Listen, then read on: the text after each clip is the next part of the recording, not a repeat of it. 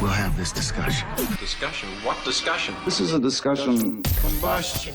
Coming to you from Denver, Colorado, this is Discussion Combustion Podcast with your hosts, Kevin Batstone and Arthur Raw.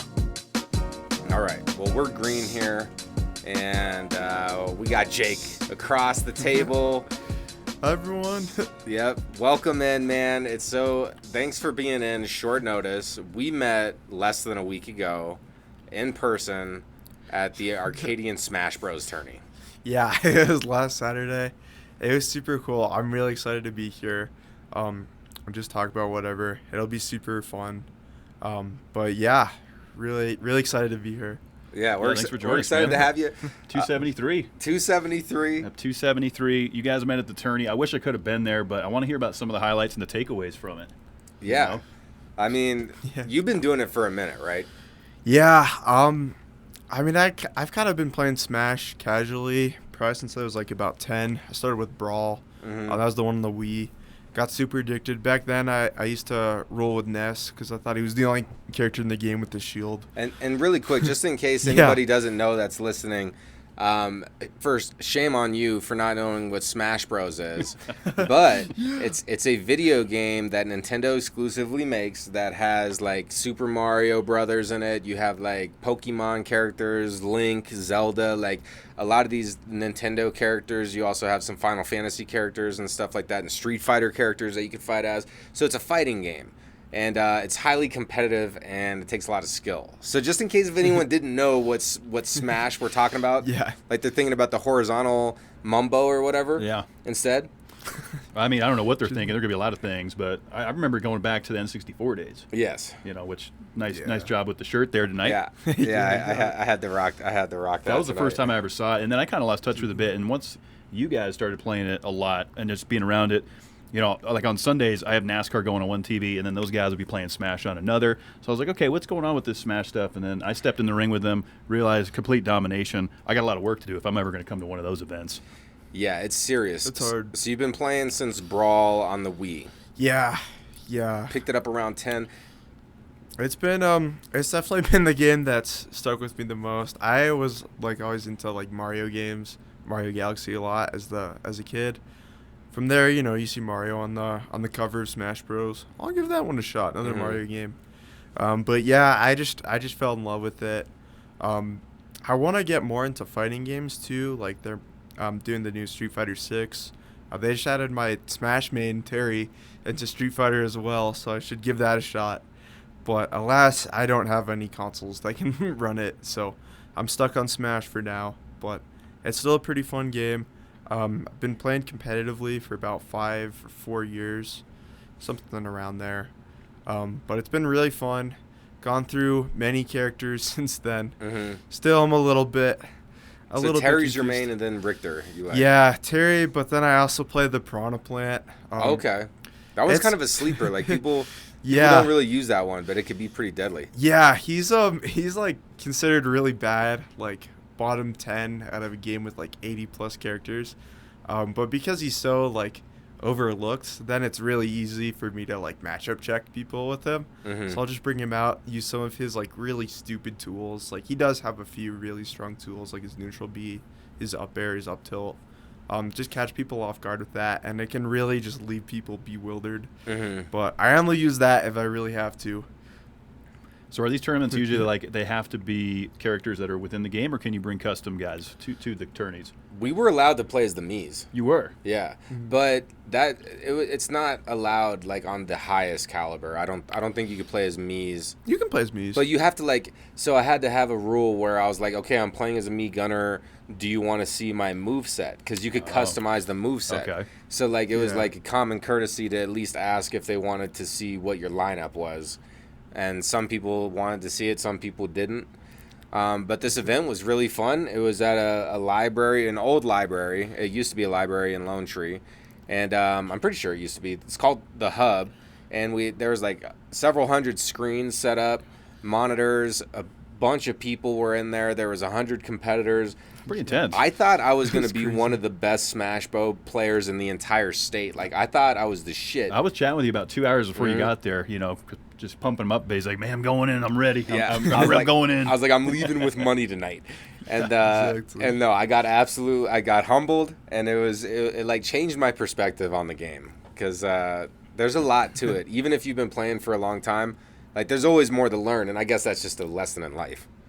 Well, and you're going up against someone competitively in a bracket that's, you maybe not familiar with. Like, you and Josh smash all the time, right? So it's a little bit predictable. You get up with some of these new opponents, it's like, I don't know what to expect. I don't know what their Fast. timing is, That's what makes the competition piece so fun. Yeah, I definitely agree with that too. And I will say one more thing about the tournaments is Smash. It came out at least the one we were playing, Smash Ultimate, came out in like end of 2018. So the game's been out for a long time, which is kind of unfortunate. Like, I really got into it competitively when DLC was still coming out, or even before it came out, really. But it kind of stinks because the game's at like the end of its lifespan, so every little like hop is being optimized, and it just gets crazy. So it really is kind of like deterring a lot of people from getting into the game this late. But I'm really excited to always see new faces, so it's really awesome. Yeah, so much fun. And it's just good to get out and do some events that, like, I was nervous about doing it. That's good. I was on the fence if I was going to do this or not. Like, I was like, oh, I had a different Halloween party I could have went to and this and that. And then I started thinking about my priorities. I was like, I could either go to this Halloween party, not drink, hang out, do some dancing, whatever, or I could go see what I'm actually made of. What was the tipping point? It was, I just listened to I already knew that that's what I wanted to do. I like it. And so I was like, that's what I need to do. I like it. You know? I'm going to come experiencing it. Is it like once a quarter, once a month? So the one we met at is Arcadian, so that only happens like every other month. Okay. So that just means that like the super good players, like top 10 in the state, weren't allowed to enter. But the Smash tournament, that series, that's a weekly, so every That's cool. Friday. I think doors open at 6 or 7, but I'll send you guys the exact information for that once it gets released. But yeah, it happens every week. And then every like quarter, I think there's one on Saturday too. Don't quote me on that last part, that might be a little bit outdated. But yeah, there's weeklies that happen all over the state because it's so big. Like we have some up in Fort Collins that happens every Thursday, but the one here, ESF, this happens every Friday. So yeah, I might have to jump in. I might have to go again this Friday. You might have to be a regular down there, huh? I might have to go in there. That'd be sick. And Kev, That'd be you were so saying that if you could find one for Gran Turismo, Yeah, that would be more. that you would hop into that. That's more my world of video game, and I love yeah. racing. I talked to you a little bit off mic. I do NASCAR when I'm not doing this, so I love racing, and Gran Turismo is tremendous, and I've wanted to get into it, just see where I stack up. Because, I mean, amongst our friend group, I'll romp through them on, Oh, yeah, on he's GT. the best. He's I'll the take best them all in racer. racing, but then I see stuff like this, and it's like I got completely dominated. So sometimes that humble pie is pretty good. It Man. is. Have you ever heard of something like that, like a Gran Turismo tournament or race sim tournaments that happen around? You know, I haven't, but look it up. If it's a game with like good Wi-Fi and you can play like online, I'm sure it has a scene. It's got to. I'm going to look into that. Yeah, just go on like YouTube. I'm sure you can find a whole bunch of stuff on it. We'll just start traveling around. I'll follow you to Smash. You can follow me to the races. Dude, I'll go. That'd be so sick. We'll I'll do go. it at DCPC. Goes gaming. Okay, I'm down. I'm down. So That'd be much fun. sick. So much fun. Yeah, and like a great group of people, man. Everybody that I met there was super nice. Just having a good time in this competitive game. So that's what it's all about, is like experiencing life, doing some things that you can learn some lessons in. And, you know, I felt like I was, like I was saying, I felt like I was kind of top tier type of shit. And then I stepped into the ring and wrecked. And I got humbled. You got wrecked. And now there's this whole new frontier in front of me. It's interesting how that works. That's going to keep you coming back, right? That's the competition piece, right? And then you don't know, maybe you start making friends. That's the fun part, is you're surrounded with people that have the same passion as you. Everyone's getting competitive. That's got to be just good energy. It is. It's super fun. And so you go by Pickles Please. yeah. So multiple pickles, not just one.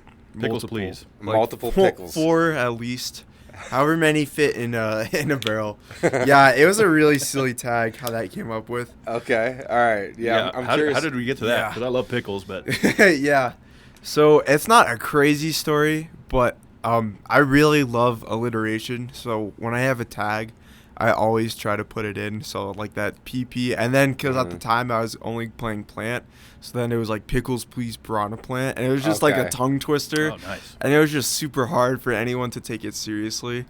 And also because Plant's kind of like a troll character, I kind of wanted like a troll name. Okay. So it was pretty funny. So it didn't really have anything to do with Pickles at the time.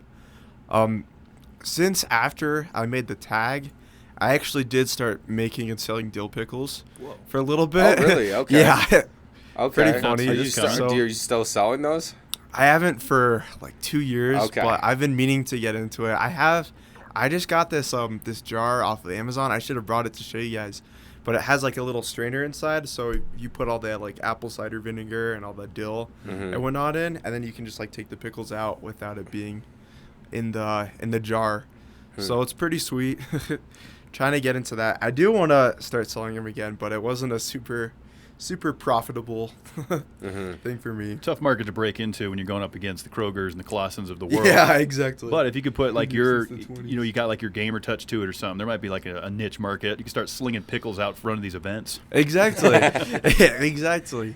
No, I've like brought jars to venues before, and I've been like, yeah, everyone, and they were like a huge hit, but I just didn't have the time to keep making them. Well, and it probably stinks up the kitchen quite a bit. Yeah, burning up all I'd that. like to think about all that. that Yeah. vinegar. There's a big movement happening with pickles right now. There's pickle juice shots in the alcohol world, pickle flavored beverages, and all these things. You know, it's a good commodity though if you like that flavor. Now, were you doing like the chips, or are you doing the mega spears, or both?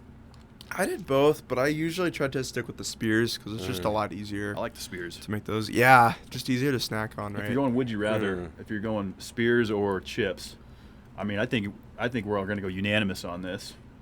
Although I know you like your pickle chips. The chips, it's hard. So would you rather you could only eat pickle Yeah, you spears already or took the pickled spears. chips for the rest These of with your me, life? we're on the spears. You said spears. Okay, so if it's one for the whole life, So like if I if think- you have a burger, you got to put a pickle spear on your burger. All right, when you word it that way, now it's getting difficult. Okay, I mean that's part of it. Like that's part of it. it's not wrong. I was about to say with like sandwiches and whatnot, you could make it work for like a hot dog though, because you Oh, can yeah, put the Chicago wedge style. in. Yeah, it'd be perfect Yeah. for the hot dog. Yeah. Love Chicago Do dogs. that. I'm taking the spears all the way. Spears, really? I didn't expect you because when it's fried. Have you ever seen my fridge? Yeah, but fried pickles. Fried pickles, you got to go chips. You can Yeah, do fried dill pickle spears. So, but you got to go chips if they're fried. I love a pickle spear See, with a sub, this man. This is why I'm a little shocked that I'm hearing Yeah. the spear. There you go. Yep. Okay. Just when you thought you had my pickle plan figured out. It's quite preposterous. Preposterous pickles. It got me into a predicament. Yeah, a peculiar pickle predicament. Pickle predicament. Peculiarest pickled predicament. See, it's just all the tongue twisters. It's So hard see to what take you did easy. with your username. So you're going the spears. Okay, I'm on the fence now though. Tough Okay. one. All right. It is a tough one. I know my choice. Do we roll this into Happy Friday tomorrow for the week? I don't know. We'll have to see. I don't That know. would be so cool. I don't We'll know. have to see. This is a tough one. I'm going chips. I'm going pickled chips. I figured. You know, you could do that on a hot dog too. It's fine. You know, I'm going with the chips. Can do it on a hot dog. Yeah, I think I gotta go chips too, just for the sandwich aspect of it too. Yeah. I've been surviving off of Subway, college student. So Yeah. They it do have does good really pickles. help. Well, and Yeah, same it's with if not you're bad, doing though. like adult Lunchables and you get like a box of crackers and then like your own cheese and then pickles with the ham. Bomb. Like and Oh, and yeah. then you just do like a pickle chip on Yeah. top of that, super That would cheap. go so Goes a long way. Super good. Damn. It's picklelicious. I'm glad I got a big old jar at the house. I'm gonna have to eat one when I get home. Yeah. Yeah. I'm definitely into the pickles. So one thing that I found out recently, because I like owning, I have plants in my house, and I've been getting these fucking fruit flies flying around my house. And I'm not even overwatering my plants. Like I have no idea what they're holding on Do you to. have any produce out? No. Interesting. But they've just been around. And so I've been like searching ways to kill fruit flies. What'd you find? And so I found that you could do like apple cider vinegar Yeah. with like you puncture some holes in top so make it so it's hard to get in. And I've had them out there for like a week. I had 3 different cups set up and I only caught 1 fruit fly. And so I'm like, I don't think that works. I don't think it works Apple cider anymore. vinegar was no good, Yeah, I only caught 1.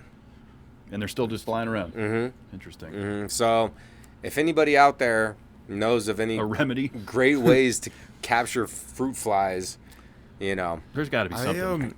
I do know for bees and a lot of insects, what you do is you get soapy water, and that wipes off some sort of chemical on their cuticle, their exoskeleton, and makes it so they can't breathe well. So if you put like soapy water in a spray bottle, that'd be really good for something bigger, but the fruit flies are so small to the point that wouldn't be like super great. I'm just curious because the fruit flies, I think they go after like fermentation. Like I feel like if you overwater your plant, then you get fruit flies. I've done that from experience. Yeah. You will get them. Are they really fruit flies, or they're like little gnats? Like gnats, yeah. They're more like That's gnats. where I get confused with the fruit piece, yeah. Yeah, so they're these little gnats flying around. Good gnat. I saw this, and this is kind of related, but I saw like this one dude, he was so sick of flies flying around in his apartment. So he created like an anti-aircraft, no, an AA salt shooting. I've seen it. That fucking, it's like a robotic fucking laser, and that's so cool. Shoots salt, and it like nails these flies. And he just has it posted up like on a table, and it's just taking out flies.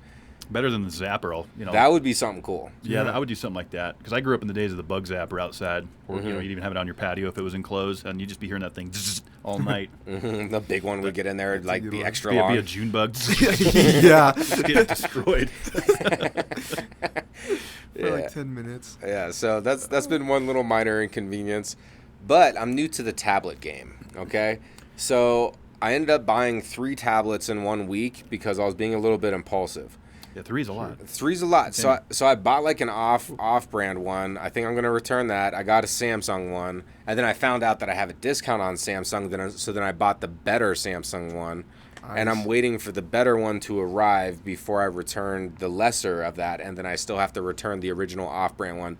I know it's a lot, but I'm basically getting into the tablets and like playing on tablets. And the best game I found was actually, if you're subscribed to Netflix, then you can actually check. There's like a bunch of games on like tablets and smartphones that you get for free if you subscribe to Netflix. So did you know this? No, I've seen like ads for games on Netflix. I didn't know that that's what it was though. It was just free games. Yeah, you log cool. into Netflix, and then you could just go to this like gamer thing. And I found this like indie studio like turn-based mech versus bugs game, and it's called Into the Breach, and that game has me hooked right now. Like I played at least 5 hours of it in the last 24 hours. So how does so Netflix has an exclusive game market, is what you're telling me? So Netflix has basically like permissions to like where if you bought the game subscription, okay, right? So like Roller Coaster Tycoon is what brought me onto the Netflix gaming. That is a good game. Because I was like, okay, I want to. Oh, is that on Netflix? So yeah, so if you go into the Netflix app from your phone, then you can go to the game section and then find Roller Coaster Tycoon, and then they have like a Netflix branded version of it to where you're not paying. There's no ads. There's no like.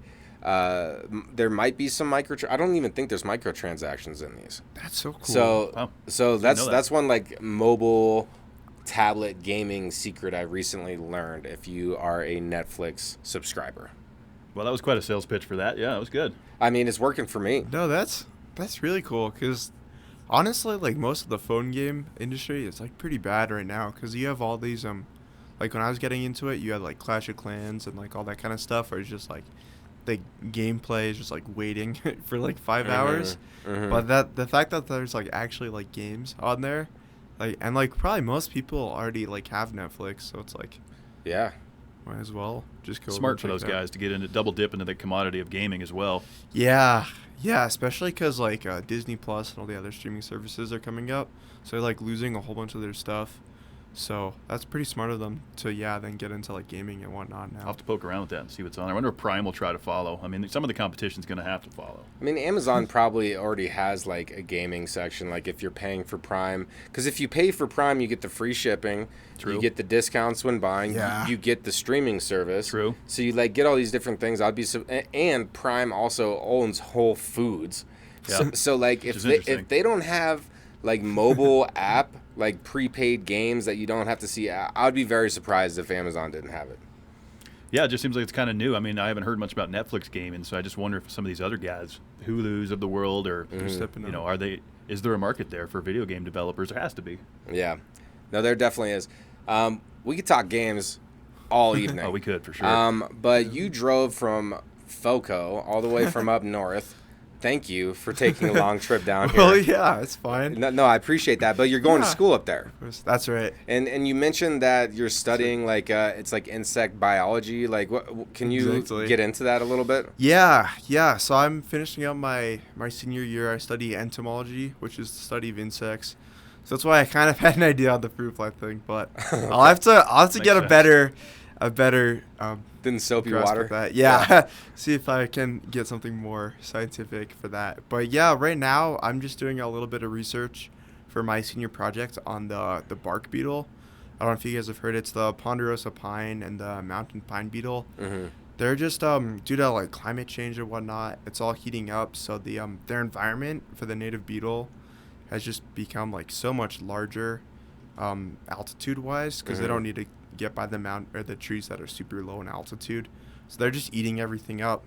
I'm trying to figure out. Aren't those like the Japanese beetles? Like didn't we had like an issue, right? Yeah, it's an ongoing issue. Those guys came from wood. These guys are actually native. Okay. But the thing that's kind of ruining us,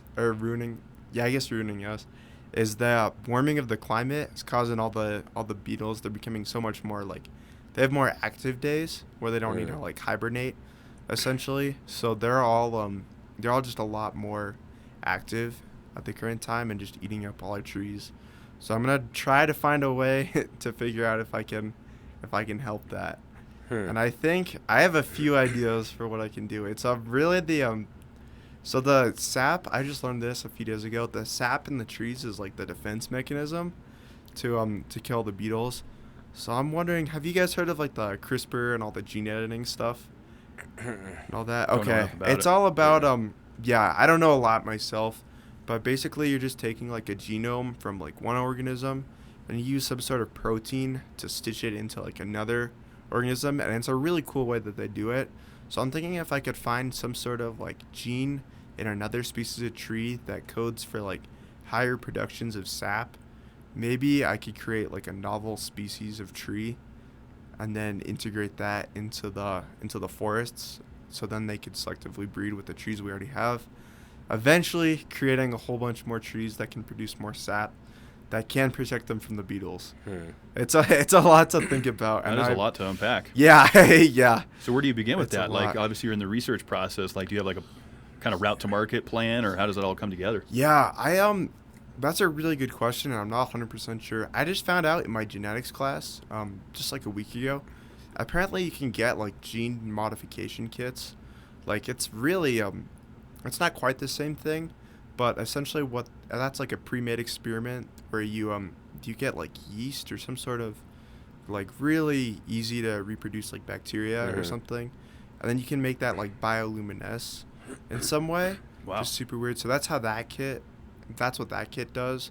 I'm thinking though, if I could talk to some people at my school, I could maybe put this into the works in some way. I don't really know if it's actually possible or if it's just a thought experiment.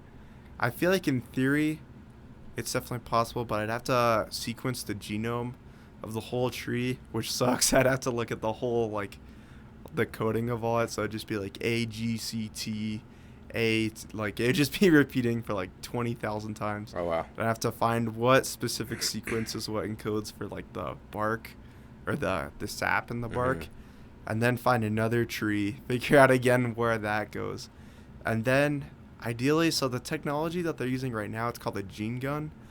It sounds really scientific. It's not. It's essentially you just get a whole bunch of like the organism that you want, of like a whole condensed part of the genome, all the plasmids, and then you just kind of shoot that into like the genome of whatever you want, and hopefully one of the like particles of the genome, like through the collision, it'll just splash onto where it needs to go. But it's so big that it has a very effective chance of working. It's a lot of word vomit, but That's pretty interesting. So, like, kind of creating a new species of tree. Exactly. But then what does that do to all the current trees? Isn't that just, like, an equivalent issue? Because then you might have this new tree oversapping. That's a good point. The nature, because there's always, like, cause and effect. Like, there's always a chain of events, you know? Yeah, and that's definitely true. So I need to do the research onto that to see if if I'm getting into a little bit more than what I'm like, a little bit over my head. But ideally, I'm thinking I could maybe make that like a have you guys heard of like the rainbow papaya by any chance? Rainbow papaya? Yeah. I don't think so. Okay. This happened in Hawaii like 50 or 60 years ago, but there was a species of of papaya that was dying. I think it was ring spot virus was getting it, so they went in and they altered its genome from some other plant to make it have immunization. Some sort of, that word to the ring spot virus. So I'm thinking if I can do something similar to that with the tree, it wouldn't necessarily be like a competition thing, but more so just be giving it a novel trait that could help it survive. So what eats the beetles? Like let's say that we tackle this beetle issue. Yeah. And we like kind of eliminate these beetles. Then what other like part of the ecosystem and chain is going to suffer from that? Or is there like an overpopulation of these beetles right now? Or is it just a problem because there's more warmer days? And are bugs cold-blooded and they need the sun to like operate? They it's really weird how they work. So they have an open circulatory system, so they'll just pump stuff throughout, and they do have what's called a book lung that does kind of pump that. Okay. As for if they're cold-blooded, they don't produce their own heat, their own body heat per se, but it's a little bit different from being cold-blooded because they don't technically have blood. It's hemolymph. Okay. It's a little bit different, but roughly you could say that they're cold-blooded, and that kind of like that's. But that makes sense. Does oxygen run the hemolymph though? Like, is it still like an oxygen-based anatomy for bugs? It's weird. The hemolymph, it doesn't carry any oxygen. We have iron in our blood, which is why it's red. They have copper, which makes it kind of green color, and that doesn't really carry oxygen as much as it does carry like a lot of like nutrition and a lot of that stuff. So it's really weird, and it just keeps circulating that through the bodies. But it's super cool. Back to the question, a lot of things that do eat these beetles are like woodpeckers and whatnot. So I would need to look and see how that would affect like the woodpecker population, because currently there is an overpopulation of them. But if we did make if in theory this worked and like too well, and it completely eradicated the beetle, now we have an extinct species, that would probably change the effect of like the woodpeckers, and probably they would suffer from that. And everybody loves woodpeckers.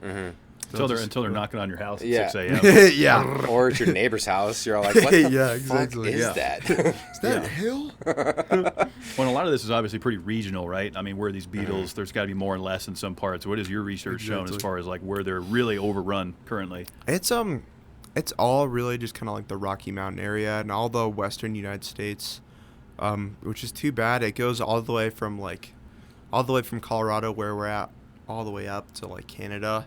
So it's super crazy. I need to look specifically where in Colorado they would work, or where they would what it is exactly they'd live.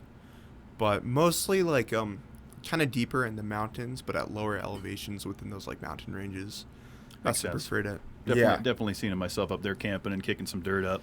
Yeah, exactly. And you could just see all these like dead trees too. Like you could just see because exactly. I would go up to Lake Dillon often, and I think this was the Japanese beetles, but they like absolutely wrecked all the woods that you can see from the lake, like and it's been recovering, but there was a couple years there where it was just like brown. And then obviously that creates a major fire hazard, right? Yeah. So there's just all this other stuff that comes from that. You just have all this dead wood out there. But with the Japanese beetles, we had a guest one time that said he gave a piece of advice that don't put the traps up. Interesting. Because he's basically like, if you do that, you're just going to keep them coming into your yard. And I guess that's more if you're just trying to preserve your surrounding land. But I don't know. What do you think about that? I mean, are the traps pro or con, or both? You know, that's an excellent question. I think I'm definitely pro for the traps. I think definitely reducing their numbers as much as we can is vital, because eventually they're just going to keep growing up and keep going.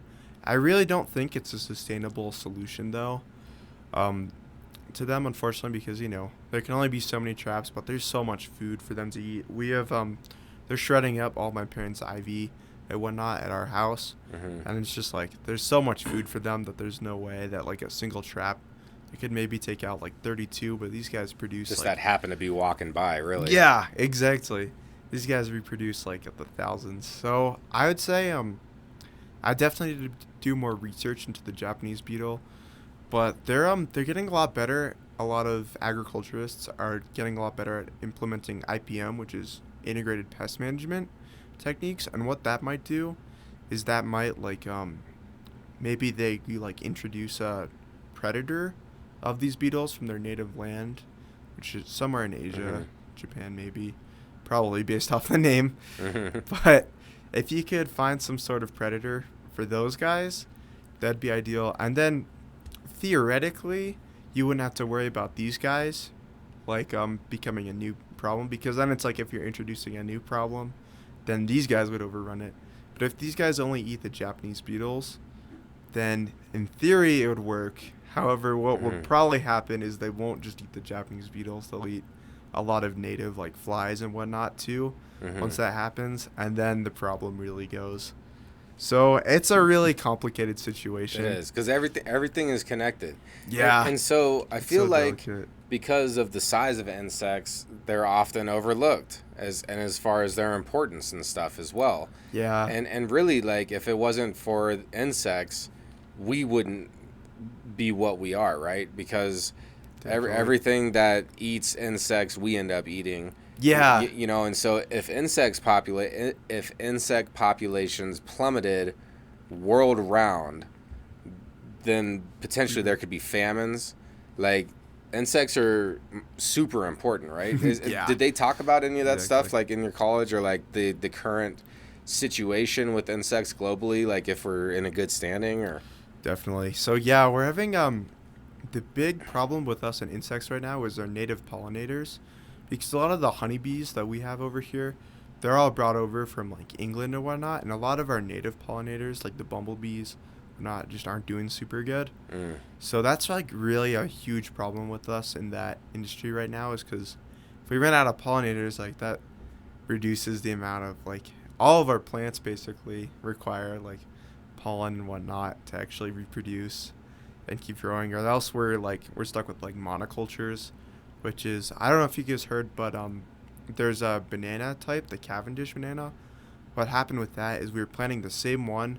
That was the banana species that we've been eating for like good 50 or 60 years, and apparently, I don't know if this part's true, but that banana is what apparently the like banana flavor, like Laffy Taffy, is supposed to taste like. Okay. Like banana flavored candy. I don't know 100% sure if this is true, but this is what I was told.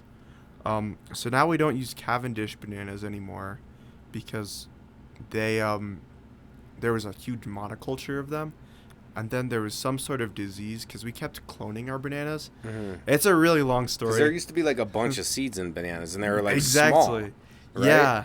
And then we kept selectively breeding them to have all these big fruit, but now they don't have any seeds anymore, so now we need to clone them to reproduce more bananas, and then some sort of... Wait, Yeah. sorry, I'm just No, you're good. I'm getting on a side point. Yeah. You're good. And then Yeah, I've seen keep these going. like TikTok videos of like people being like the fruit is fake, and they're like trying to like break the banana, and it's like super bendy, or they're like haven't seen that. or they're like trying to eat the watermelon, and it's like rubbery. Wait, I haven't seen that. Have you seen No, any I of that haven't stuff? seen it. Interesting. I don't know if that's propaganda or not, because I honestly think everything online is satire, but like. To some extent, yeah. But if we're like cloning stuff, and like I brought up this question a while back, but like have you eaten cloned animal meat? Like, how would you know? Like We had to at probably some point. I mean, with the way the They've cattle been doing it farming since the 90s. Yeah. Yeah, well, I mean, just food in general has been tinkered with and mass production of it. You know, we see it in the sweet potato was like one of the first GMOs, right? When you really think about it I think your mom taught me this. That It was, started as a russet or whatever, and they crossed it and they ended up with sweet potato. So in theory, that is a GMO, but that term gets a really bad rep. I don't know enough about it to say either way. It's true. Yeah, it's a huge battle because a lot of the scientists and whatnot, they're super like for GMOs, but it is like a slippery slope, and a lot of people that aren't for it are like they're doing the right thing. They're like, I don't want to feed my kids like Junk. what could potentially be unsafe, and I think that's completely fair, to be honest. Me personally, I always the science so far, a lot of the scholarly articles don't support super strongly that genetically modified organisms would create like cancer or whatnot.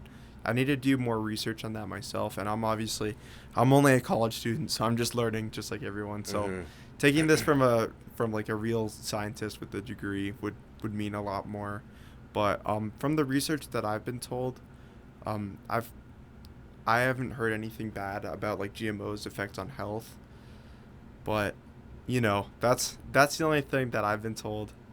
Correlation wise, there's not crazy amount of information to back it up on either sides really, because you do have like autism and birth defects rates going up, but the amount of like genetically modified food is also going up, and then the amount of like organic food is also going up too. So it's like there could be another indicator of this. So it's probably best everyone just kind of takes their own research on it and makes the best decision for them and their family. Yeah, I think that's always the best. What do you think about like these impossible meats? Yeah, so what do you think about that? I was pescatarian for a long time. What is a pescatarian? It's like only fish. Yeah, okay. Exactly. Okay. So I was surviving off of a lot of those, and I will say, like food quality wise, you do kind of like a lot of stuff you can't really tell if it tastes better or not, but a lot of stuff you can. Like I had these meatballs that was like impossible meat, and some of them are really good, but these ones were just like awful. It had like a minty taste to it, which is not what you want in your meatballs. Yeah. So yeah, you just have to cover that in marinara. I think the reason I kind of switched is because I was trying to gain a lot of weight, and switching over, and really just the convenience and price aspect of just eating real meat, so much easier. Like so many more fast food options like pop up for me as like something that I could do. Like I could really eat at Wendy's, McDonald's, anywhere really, except for like Taco Bell had like a weirdly really good menu for all that stuff, because I guess they just put like beans and all of that in there. As for impossible meat though, I'm starting to realize so a lot of problems that people have with the meat industry comes from like the farming practices and all the methane gas the cows are releasing. And that's not really the fault of the cattle. It's really more so the fault of like the cattle's diet. It's so easy, and all the resources we're putting into that. So I feel like just over the summer, like I was just catching my own crabs and like eating real meat, and it's so much better for your body, and it is so good, like taste wise, and it's so much easier. Where were you catching crabs at? Like crawfish? No, this was when I was living in Alaska. Oh, okay. Put in like a big trap, and I caught these 2 Dungeness crabs, which were like huge. Probably, yeah, they were enormous. Yeah. Pulled those things out and ate them, and it's some of the best food good. you can ever have. Yeah, don't even need to season it or anything. So I feel like if you're just if you're doing your part to just like make sure that you're really respecting the animal that you're eating, and like I think eating meat is on any level, I think it's really good for both your body, the environment, but just like big meat corporations and whatnot. I think the agricultural industry really needs to step up their game in terms of releasing all the carbon emissions and whatnot. And there really are so many good like sustainable farming practices that we can do. Like all the carbon that the cows are releasing into the atmosphere, if you just plant a whole bunch of things, then all that carbon will go back into the soil, be able to be used by all that. So it can really you can create a whole bunch of cycles, just keep it going, and then all those plants can get eaten by the cows, and just it keeps going. But I know that was kind of a long answer, but I feel like Like the pollinators are hurting, is basically exactly. Like the answer. That's where it started. Exactly. Yeah. Like to your point, everything's kind of connected, and really we got to eat. They got to eat. We got to pollinate. You know, everything's got to keep rotating. But the meat industry, yeah, I mean that's. Look, McDonald's. We saw what happened this week with McDonald's, right? No. Yeah. What happened? Not good. Oh, was that real? The Ebola thing? Yes, no, it's a coli. Oh, I thought that was like. Oh, I thought that was AI news. No. Honestly, I thought it was so so hard to tell. I thought it was fake. And that's concerning in itself, the AI news. But my understanding is it happened here in Colorado. People got sick. They traced it back to a McDonald's, and now McDonald's, according to this morning, has completely pulled the quarter pounder until further notice. no way. How is it a different meat than in the Well, Whopper? it was an E. coli contamination, right? So wherever this meat was being packaged and shipped out into the market for distribution, that's where the contamination came in. I see. As far as I know. I mean, there's I more guess to come on one it. person died. So far, a lot of people were sick that they were able to trace it back to, and they traced it to a McDonald's location. But as a precautionary measure, you know, the way that these guys order and the way that food distribution works, they got to pull the whole line. Mm-hmm. Yeah, that makes sense. Thank goodness they do. Or else more people just keep eating bad meat and whatnot. Yeah. So you said it was E. coli? I believe it was coli. E. coli. Yeah, E. coli. Yeah, that's yucky. I bet what happened there, yeah, those cows probably are like probably just eating like really bad food, and probably their waste is what contaminated it. And a lot of That would make sense. yeah, what happened a few years ago, everyone, like, you know, those prepackaged salad things and how those are all Got listeria. yeah, all of that. It's because over like the farming companies, what's going on is they're using the water to water those plants are coming from like the cow farms and whatnot. So it's all like poopy, gross water, and that's what gives all the plants all those pathogens, Interesting. which sucks. Now, that's actually a good breakdown. I was wondering how the listeria breakout would happen, because I remember that I was in the grocery business for a long, long time. So I would see a lot of these safety recalls come in, and it's like we got to pull the whole line. You know, we got to take precautionary measures here. But that makes sense that it's kind of all, you know, linked back to that. That's interesting. Yeah, it's just these farming practices that are just so bad. Well, it's not well regulated, right? I mean, that's the other. You got the FDA doing what they do, the USDA. I mean, everyone's got different agendas going on. You know, not to get too political, but it's like it's just not regulated enough. You know, how much is too much and how much is not enough? Well, I'll tell you what is, because I'm a conspiracy type of guy. Okay, This is where it gets fun. like I agree fun. that they exist, and like honestly, like they. Okay, so I know I've said this on the pod before, but I believe that the medical industry is in cahoots with the food industry, and the food industry is like putting out stuff that over time in excess will make us super unhealthy and like create like cancer and shit like that. And like, so then you can get into the medical system and spend all of your retirement trying to fight cancer, and that way they completely suck you dry and keep you like addicted your whole life. And so like, I believe that there probably are really good farmers out there and great people that actually want to help feed a nation healthy food, but then they're just underneath these regulations to where it's like, oh, well, if you do all of this type of crop, then we're going to give you these tax breaks. And if you don't, then like you're going to, you know, you could grow whatever you want, but then you're not getting these tax breaks. So then they like push and like persuade through money and financial and like all this stuff from the bottom level up. And like I feel like everyone's being affected by this stuff. Always going to have corruption. I mean, You there's know? always going to be that gray area, unfortunately. It's just how do you regulate it? I think that's the hard part. I mean, people have ideas, and then there's just always that new loophole that opens up. But we're messing with people's food, so it's a serious topic. I mean, not everybody can just sustainably farm themselves. A lot of people have goats, chickens, cattle that they raise, but not everyone can do that. So we do rely on the local farmers and the grocers. Yeah, I really like that theory. I think that's super interesting. And I will say, to my knowledge, like, the American diet is like so different from a lot of other countries. Like, we eat a lot more like dairy and red meats and whatnot, and a lot of that stuff, yeah, it can cause a lot of like bad health decisions, like raise your cholesterol, whatnot. Dairy's not like, it's super processed, so it can cause a whole bunch of bad like hormonal changes for the human body.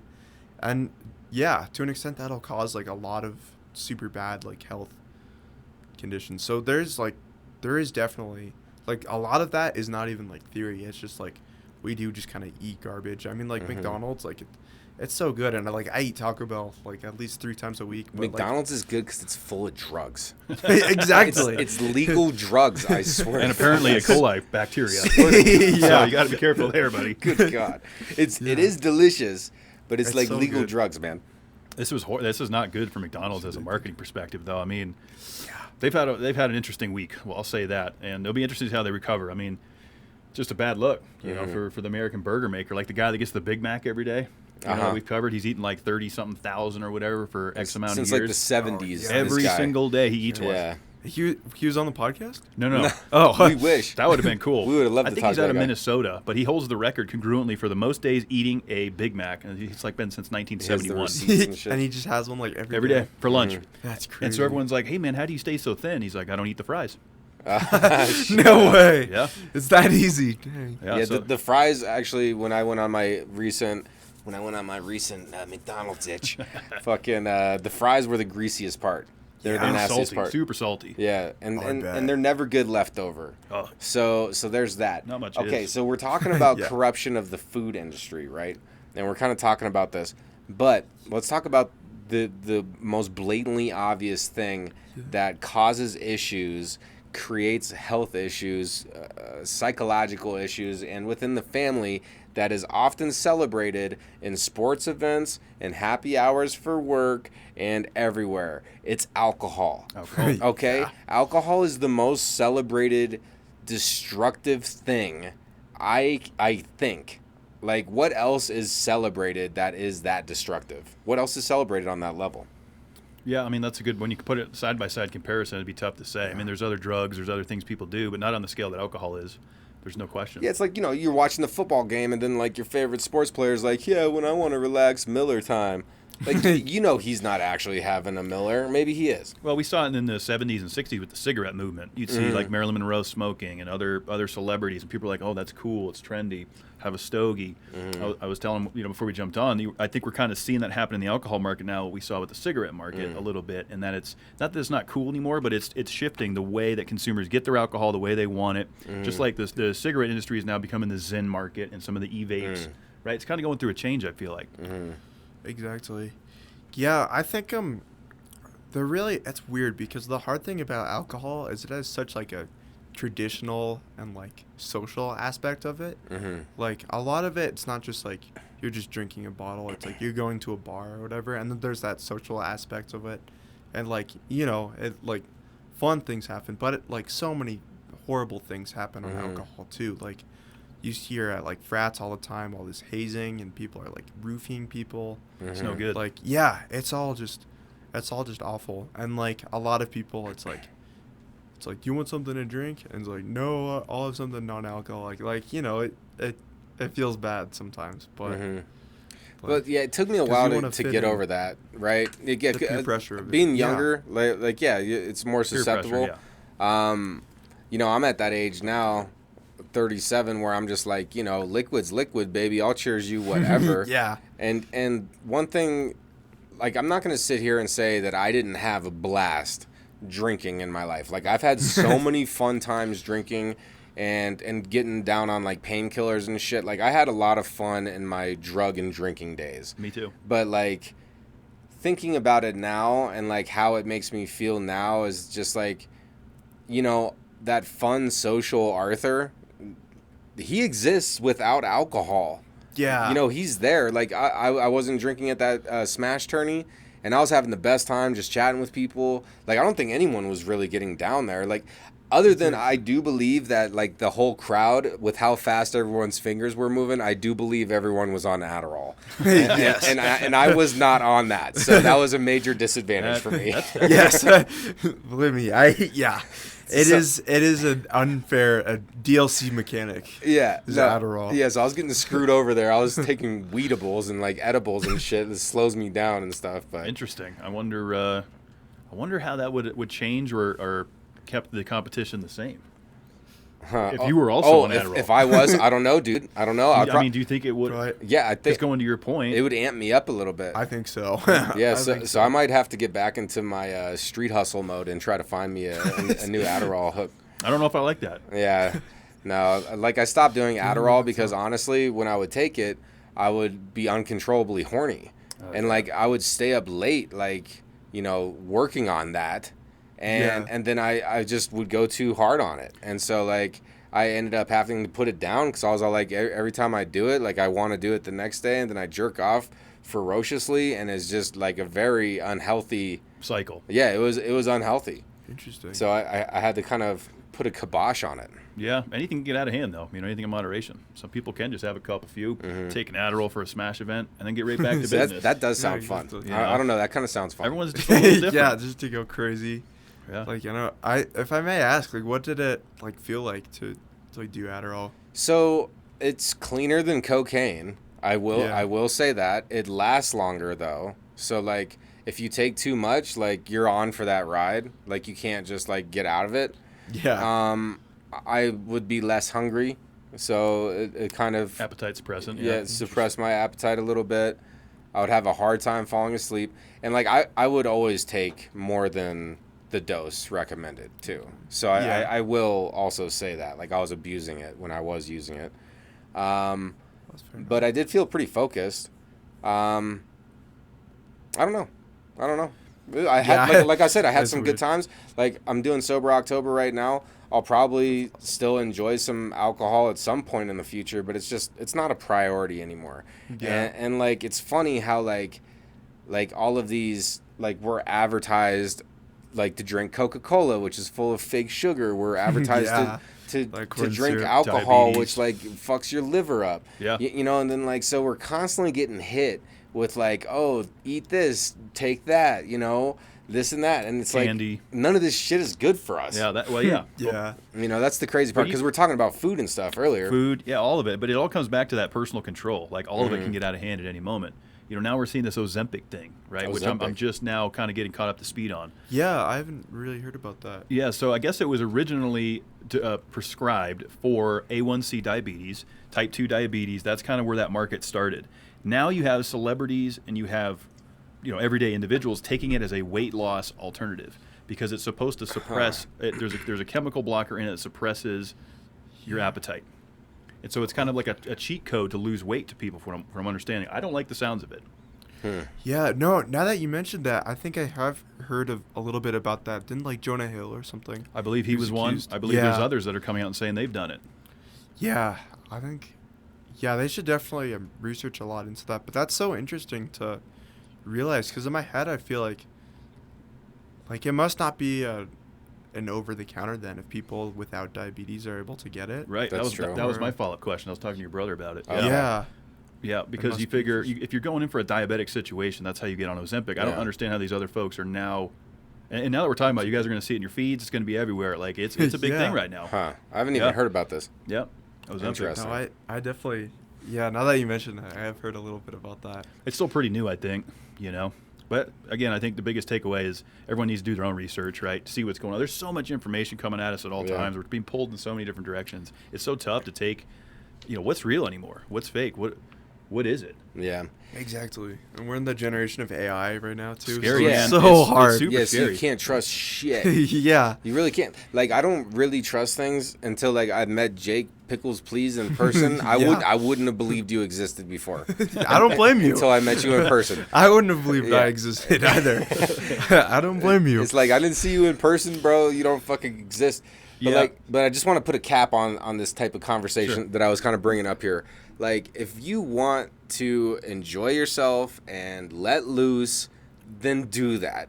Like, we only have one life, and it's not meant to be so. It is a serious existence. Like, the Grim Reaper's always around the corner. Like, there's so many different ways that we could lose our lives. So it's serious, but at the same time, there's a lot of beauty and fun to be had in this existence.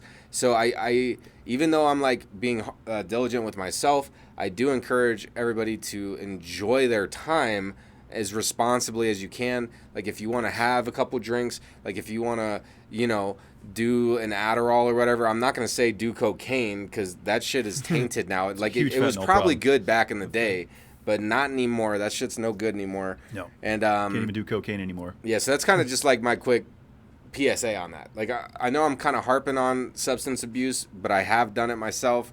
And it can be fun when done responsibly, not when like people are getting roofied and stuff. Yeah. So there's like this fine line, right? No, I totally, like, that makes perfect sense.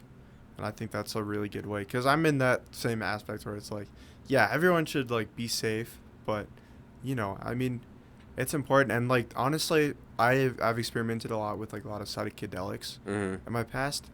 And I think just experimenting with it just to, like, learn more about myself has helped me a lot. I can get behind that. Yeah, right? It's more of a natural approach. There's still so much to learn about mushrooms, and I think there's a lot more that's going to come with some of the legislation and some of the measures that we have. Yeah. There's no question. We've seen correlations with PTSD and anxiety and different things. People can get healed from it, but again, I think it's like a moderation thing. I was doing microdosing for a bit, and I did notice some benefits from it. So, but for me, I don't want to like dive fully into something before I know enough about it. Exactly. You know? Yeah, because then they could just do way more harm than good. But I've heard that, things like peyote, ayahuasca, people are doing this kind of stuff, and they're learning incredible things about themselves. Yeah, and I think like that definitely, it should just be researched more a lot, which that's like, I guess that's my point. It's just I just think everyone should do their own research. Everything should make sure it makes sense before you just dive into it. Because I've always been the person that kind of I might not present myself that way, but I definitely do leap before I look a lot. And I feel like I need to do a little bit better job myself of just kind of looking and realizing a little bit more before. It's hard. You said the look before you leap, or you leap before you look. Yeah. It reminded me of this Amazon delivery package video that I saw. This guy like was having the day of his life. He was having so much fun. He like drops off the package. He's like, yeah. And then he like turns around and jumps off the porch stoop. And there was like a low hanging fascia from like a roof. And he like absolutely knocks his fucking head while he's jumping off. And then the dude's unconscious. He's laying there. Oh shit. Like on the sidewalk to this house. I gotta have to see this. For a good amount of time. And then in the comments, someone's like, yep. There's a saying, you got to look before you leap. And I fucking lost it. I lost it. You just reminded me of that. It's just fucking Well, he was having such a good day, too, it sounds like. Yeah, and he knocked himself out cold. Knocked him out conscious. Huh? Well, I'm going to have to look at that when we're done. Yeah, poor bastard. Poor bastard. Yeah. Put that in a time lapse and just see like the sun going down in the background. Yeah, Just laying it's there. no good. It's no good. Can somebody come get this package please and help this man? I'm assuming it was on like a Ring camera. Yeah. Yeah. Yeah, exactly. The Ring cameras have changed the game with some of the funny content that we've They seen. have. now. Yeah, it's crazy. Yep. They have. It's so crazy. Man, what a great conversation. Awesome. We're already like teetering on the hour mark, so. You guys weren't kidding. Yeah, I told you, it goes quick. It flies by, man. We got into some Smash Bros. I just scraped the surface there. We could do a whole pod on just video gaming. Well, we're getting alone. Jake back on. Yeah, Jake. Yeah, no, you're a love great to be- conversationalist. I love the. You're trying. You want. Okay, wait. So Yeah. if Yeah, go if back. you did create this hybrid tree, Yeah. then technically you created like a new plant. What would you name it?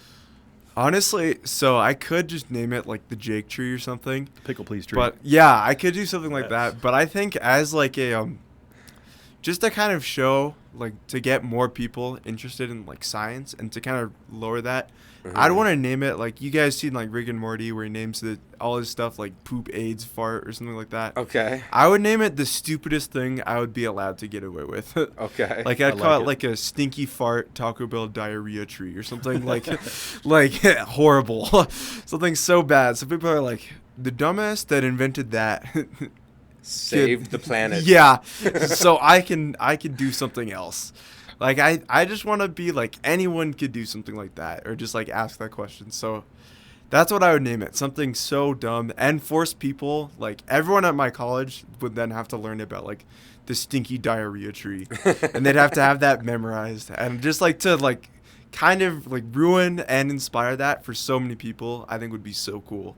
Okay. So I like that. that's what I'd name it. I like that. That's some incredible mission driving purpose right there. I can get behind that. Yeah, it sounds really dumb, but I promise there's a little bit of thought behind it. Oh yeah. And we probably just But- scraped the surface on all that. I mean, you were throwing out Yeah. stuff. I'm gonna have to watch this back and figure out what he was all even saying. Yeah, I mean, I need to figure out what it is I can like. If I can come back on this podcast, I'll have to come back to you guys and be like, yeah, I talked to my genetics professor and she said it was like not doable yet, but with like some caveats because Yeah, man. I really want to. Not only is like would it be really cool, but like if I could like sell a plant patent to the government or something, like that could be a really good That'd be really good that'd be money. a game changer for you. Yeah, exactly. Be sitting on a beach somewhere. Yeah. Yeah, Good stuff, man. exactly. I like it. Well, like I figured out at the Smash competition, you're a great conversationalist. You got great energy. A lot of fun to talk to. I think you got a lot of great things going on, man. So Well, I really appreciate it. how we do it here is whenever we have a great conversation, we get you into the Discussion Combustion Network. So consider yourself a network partner with us here at the podcast. That's so awesome. I really appreciate it. Yeah, we're gonna get you back on in like another year. Like we usually do annual repeats. Annual visits, yeah. And Okay. Probably see us at some Smash tourneys in between, I would imagine. Oh yeah, I gotta get into that. That would Yeah. be so sick. I'd be so excited. I gotta get to into see that. PC goes game. We are running tight on time here, but of course, we've got to get the question in. The classic question of Discussion Combustion podcast that we ask every guest. If you could offer a slice of advice for humanity that if everybody heard this tomorrow, we'd be better off, what would that be? Ooh, well, I gotta go back to just do your research. I mean, honestly, just I guess if you really wanted to narrow it down into one slice, look before you leap. Really, That's a good one. Especially if you're an Amazon delivery driver, especially. But really, just we're in the age where you can just Google and like AI will generate a perfect response for you about it. Even if you don't want to use AI, there's hundreds of subreddits and whatnot of real people that have asked the same exact question. We're in an era where like you can find basically anything you want for free. Just really take advantage of that because it's so cool, and like so many people could just like do amazing, great things. Just research the opportunities you have. I need to do better at that myself, but it's really how crazy, like it's really awesome how cool it is that we live in the modern era where like I can just I can just drive for like 2 hours, talk with you guys, and like research stuff for my genetics exam, and like have all this information for like very little. Like it didn't cost me. Like college isn't cheap, but like a lot of the stuff isn't through college. It's just through like online. You can figure out whatever you want on YouTube, and I just really wish more people could really like utilize that, or I could see that more.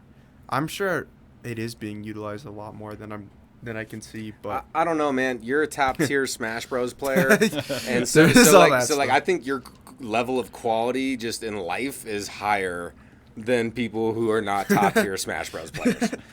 I don't know about that. It's a big statement. Yeah, I don't know about that. I'm pretty good at pressing the A and the B button, but we'll work on it. I'm trying to get in the top of my game, but I know a lot of people can too, and a lot of people are like people that I'm trying to catch up to. So it's all like it's just humbling. Yeah. But it's a cycle. It is. Ride the wave. Enjoy it. That was a great answer, though, man. Because I like that. Not a lot of people say, like, it is fucking cool to be alive right now. Like, touch screens. Like, when I was a kid, like, Star Trek, like, that was some future shit. Like, it was. Like, we're living in the future. Like, we have all this stuff in our palms of our hands, and, like, it's going down. And, like, yes, if people just took more time to research, like, what could they find out about themselves, man? Yeah. About themselves, about like what works, because like I'm sure there are so many like easy ways that you could research like really efficient food, like meal prepping and stuff, and then like everyone knows how to cook basically, and like everyone can make like really cheap food and whatnot, and like if you're learning all these stuff, then you're gonna learn a lot about yourself too, so it just goes full circle. And you're always going to have some of the, negativity with it, of course. There's always going to be that balance, that yin and yang. But, like, cooking for sure has hugely benefited me with the technology now. Recipe ideas, all these things. It's amazing what we've unlocked with that. Yeah, like there's a website. I don't know exactly what it's called. But apparently if you just tell it, like, what it is that you have in your cabinet, it'll, like, spit out recipes for you to use. Oh, that's cool. Like, you scan your cabinet? Yeah. Oh, or, like, I think you have to manually type it in. I'm not 100% sure. I'm going to need to get on that. Yeah. I don't remember what it's called, but I'm sure if you just do, like, 2 minutes of poking around, you'll find it. But it's, like, so cool. Yeah, just, like, that we have that resource. And then, like, grocery shopping becomes so much more, like, easy for everyone. And, like, it's just so cool. I love it, man. Good stuff. Great answer. Great answer to humanity. Get like Jake. Create things that will help humanity and AKA the insects. Like, I don't know, trying to create trees. We've never had anybody in here. Like, I'm about to create a new species of tree. Yeah. Like, well, I don't know if I'm going to actually do it. But that's cool. Really it's ambitious. I love it. I don't know, man. Did you put together like a closing statement for this? Where can people follow you? That's what it is. Oh, so I'm not really a big social media guy, but That's so I refreshing. do have, yeah. I don't know. hear I that just very often. I just don't. That's really good to hear. So Yeah, all I not- really have is an Instagram. Pickles Please 7. I don't know if I can like link it. We'll or post it. whatever No, We'll put it in the show okay. notes. Put it. Sweet. I'll do the research. Check out Jake. Pickles Please. He's the man. But yeah, Great that's, energy. that's all I really got, social media wise. But yeah, stay tuned. If I invent a tree, I'll let you guys know. Hell yeah. Hell yeah. They've heard it first right here on Discussion Combustion Podcast. Yeah. Episode 273 with Jake. Get ready for real. that diarrhea tree. It's coming, baby. Yeah, get ready, guys. Hold your bells. Hell yeah. Well, we're gonna keep talking a little bit after this show ends, and you're staying in our network. We're gonna stay in touch. Okay. Everybody Super tuning in. I know it's been a couple weeks, but we're so happy to be back on the couch with an amazing guest for you. So thanks for tuning in to Discussion Combustion. Damn right. Be good to yourselves. We'll see you on Happy Friday America tomorrow. You deserve it. We'll cut Good it right ending. there. That's perfect. Yeah.